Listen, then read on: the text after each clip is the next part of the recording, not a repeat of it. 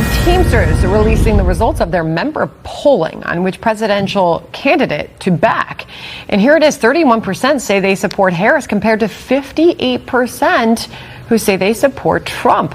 The union typically backs Democrat candidates, but has delayed its endorsement in this contest. The union's general executive board expects to announce a decision at some point today. So take from that what you will.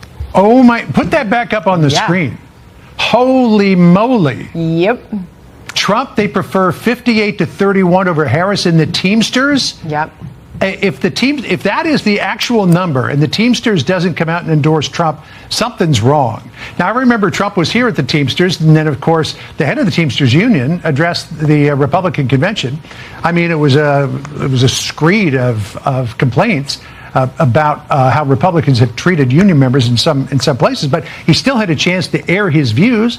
People listened to them, and now you get results like that. That is a huge turnaround for the former president, and that's one that's going to make a lot of political waves. I was just going to say, that's making a lot of waves right now, and we'll see where the official endorsement goes. It shouldn't be any surprise. That is absolutely live breaking news. This is monster news. The Teamsters Union. I have the actual data to support what you just heard. The last time the Teamsters Union, which is one of the largest unions in the history of our country, endorsed a Republican candidate was 1980 for Ronald Reagan. Since 1984, Walter Mondale, Bill Clinton twice, Al Gore, John Kerry, Barack Obama twice, Hillary Clinton in 2016, and just as recent as 2020, Joe Biden. So we're talking 40 years. 40 years they have endorsed Democratic candidates. This is holy mackerel. This is huge. This Teamsters Union president talking really quickly about the endorsement, about the election. Check this out. I'm going to say this.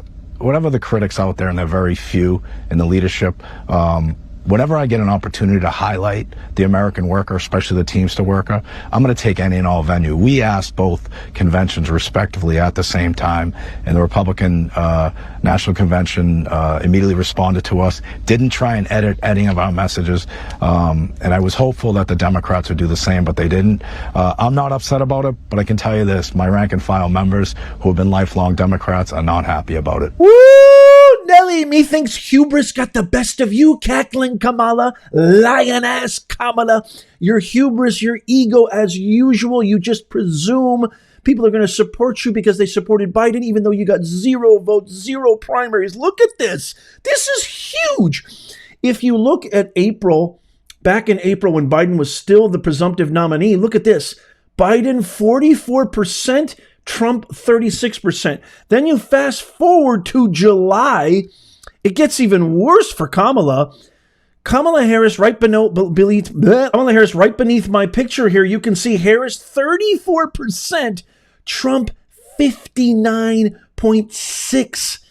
And then in the bottom right-hand corner of your screen, you will see the most recent one, September 9th through 15th. Harris 31%, Trump 58%. What a huge jump. I love it. Bye-bye, Kamala. See you, Kamala. Wouldn't want to be your cackling, empty vessel, empty-headed black hole of a soul policies and your lies, your phony accents. It's not working on the true, hard-working red, white, and blue Americans living in this country, working in this country every single day. Earlier on Wednesday, the union released internal polling that showed more than half of its members favor former President Donald Trump over Vice President Kamala Harris. This was in a poll conducted from September 9th to September 15th, which I just showed you. The Teamsters, with roughly 1.3 million members, it's one of the largest labor unions in the United States. While it has traditionally announced presidential endorsements following 2 major parties' respective nominating conventions, this year its president said the union's leadership was waiting to hear from both candidates to make a final decision. It seems by that polling, the choice is abundantly clear. It better be Trump. I mean, your own union members have spoken, and they've spoken loud, vocally, and vociferously. O'Brien is the union's first president in its 121-year history to speak at the RNC, the Republican National Convention. He gave a speech advocating for working-class families, but he didn't offer an endorsement. Trump and President Joe Biden had met with the Teamster earlier this week to seek the group's endorsement. Harris made her pitch during a roundtable discussion with the union's leadership on Monday. The union president described Harris as a very polished person and said their discussion touched on issues including passing the Protecting the Right to Organize Act and veto on any national to work legislation. When Representatives Joe Wilson and Stephen King introduced the National Right Work Act in 2017, Trump endorsed it. The president believes in the right to work, then White House Press Secretary Sean Spicer told reporters. On Monday, O'Brien said that there wasn't a whole lot of difference between Harris and Biden on union support. Obviously, the data shows exactly the opposite and antithesis. Joe Biden's been great for unions. Joe Biden's, obviously done a lot of work, and he wants to make sure that the work is carried out by whoever. The Teamsters have historically endorsed Democrats, as I talked about earlier, for president and did so in 2020. O'Brien took over in 2021 and bucked tradition by speaking at this year's RNC, but he was critical of comments Trump made in an interview with ex-CEO Elon Musk when the former president endorsed firing workers who threatened to strike. Remember, Reagan did the same thing to the air traffic controllers who stroked right when he became president in 1980. Firing workers for organizing, striking, and exercising their right as Americans is economic terrorism, O'Brien said in a statement. O'Brien, however, disputed the assumption that the Teamsters should inherently endorse a Democratic presidential candidate. We don't just represent Democrats, he said. We represent registered Republicans and independents, so we have to take that into consideration, he said today. So while the executive board of the Teamsters is making no, known or confirmation of an endorsement for president, it's obvious their rank and file members have spoken. I mean, Trump, 58%, nearly double that of Kamala Harris. You guys, this is historic. Trump is winning.